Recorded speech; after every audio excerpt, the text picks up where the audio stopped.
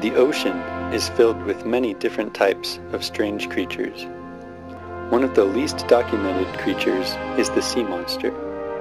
They are very difficult to document, considering the fact that, while they are all the same species, their DNA can vary in so many different ways that no two sea monsters look alike.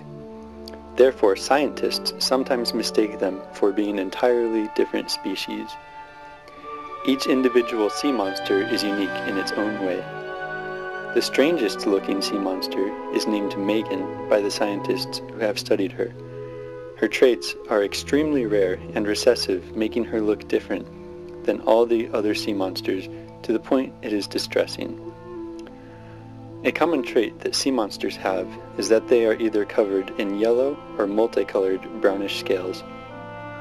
The dominant trait is for the sea monsters to have brownish scales because it blends in with the water and the darkness found in their habitat.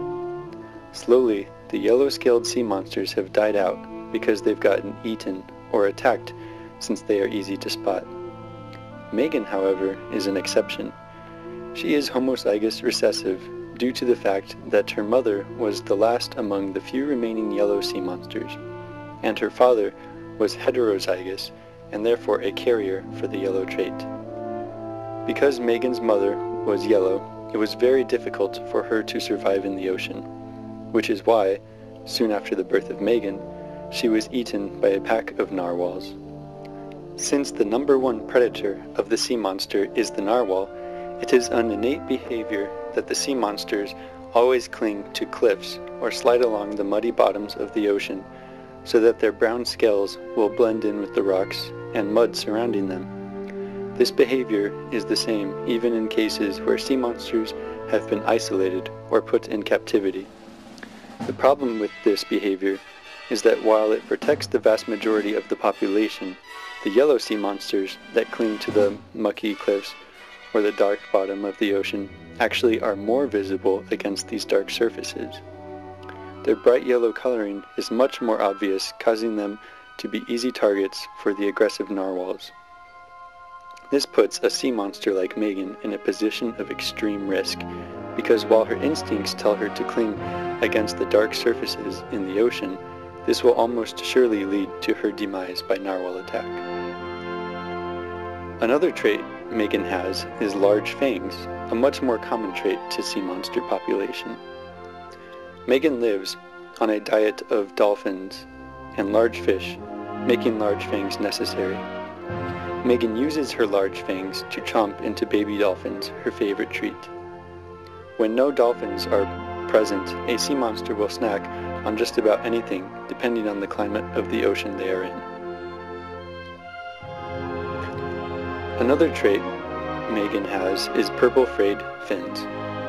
Most sea monsters have white fins along their back, but both Megan's parents were carriers for the recessive purple trait. Megan's fins also happen to be frayed. Frayed fins, however, are very difficult to swim with, making Megan slow and awkward when moving through the water. Another problem Megan has in terms of survival is that since her mother was killed by narwhals, she never acquired the critical learned behaviors that young sea monsters learn from their mothers. Most sea monsters, from the time they're young, hunt with their mothers for food. However, since Megan's mother suffered a violent death, she never learned these important behaviors. The average sea monster, by the age of 1 year, learns how to hunt for its own food, using a method where they hide and wait for their prey to come to them. This behavior is generally very successful for sea monsters in areas where there is enough food for them to eat. Megan, however, never learned to wait for her food or hide properly, so she pursues her food and almost always fails to catch it.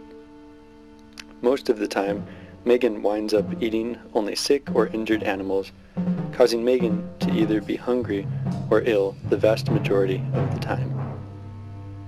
Today, Megan found a group of dolphins to chase. She pursues them for about an hour before realizing her pursuit is useless. She searches for an easier source of food. She will instead look for either an injured or dead animal to feed on, Today she finds a dead dolphin to eat.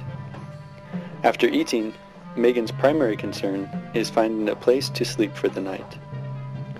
The key factor in this is that she needs to find a place safe from narwhals, such as a cave, but in the sense of this, she will stay near the bottom of the ocean, out of sight.